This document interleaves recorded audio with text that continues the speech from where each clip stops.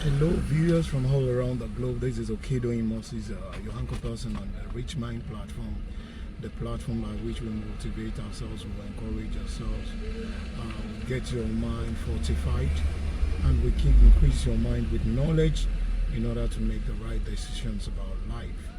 And once again, I welcome you to the platform. On my last video, we discussed on steps by which problems could be resolved, and on that note, I'm going to continue. And quickly, I just want to recap on the last 4 steps which I've given us. And the last one, I told us that we must take time to identify the problem clearly.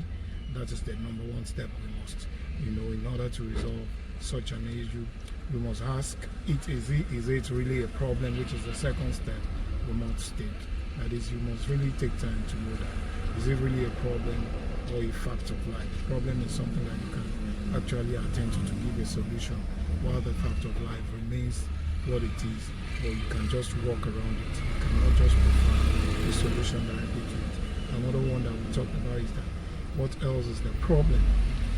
What else is the problem that is trying to ask the problem, somebody that is relating the issue, to present it in so many other ways, and which could provide solution through that. And the last one which we discussed yesterday and the last video was that how the problem occur, because if you don't identify how the problem occur, you might not be able to really provide a lasting solution to such a problem. Today I'll be quickly running on the 5 other steps that we want to share concerning how a problems could be resolved. And that is the number 5 thing which I titled, what are all the possible solutions? What are all the possible solutions? That is, when a problem occurs, there is no just one permanent solution to a problem resolving. You have to look out for possible, what are all the possible solutions? Someone said, beware a problem for which there is only one solution. Beware a problem for which there is only one solution. That is, when you say the problem has only one solution, then you should be aware of such a problem. It is not really a problem, it might be something else. So there are always different ways in order to resolve a problems. What are we talking about now?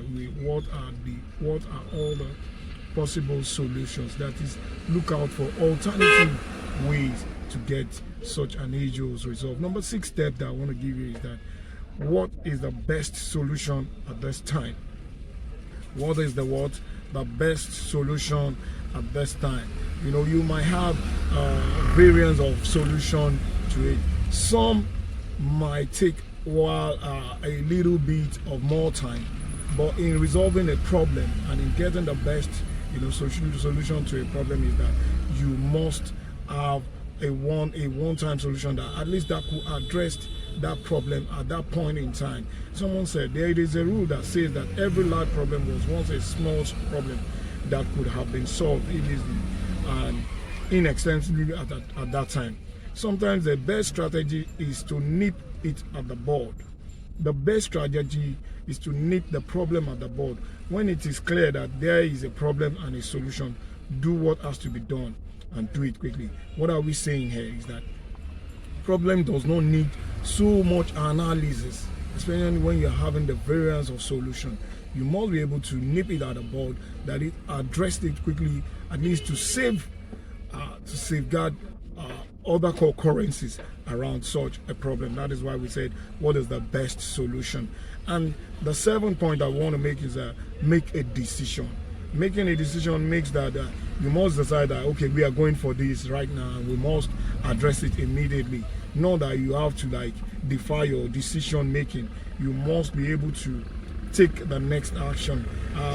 It's just like when you are in a predicament and it's almost getting out of hand.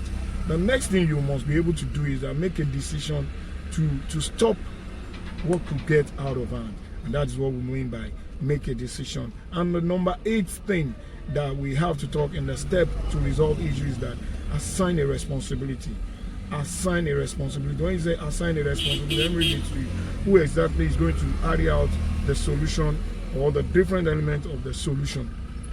When you say assign a responsibility, and that is why, you know, in a meeting they will say what is the action point, who is taking the responsibility for the decision that we have made.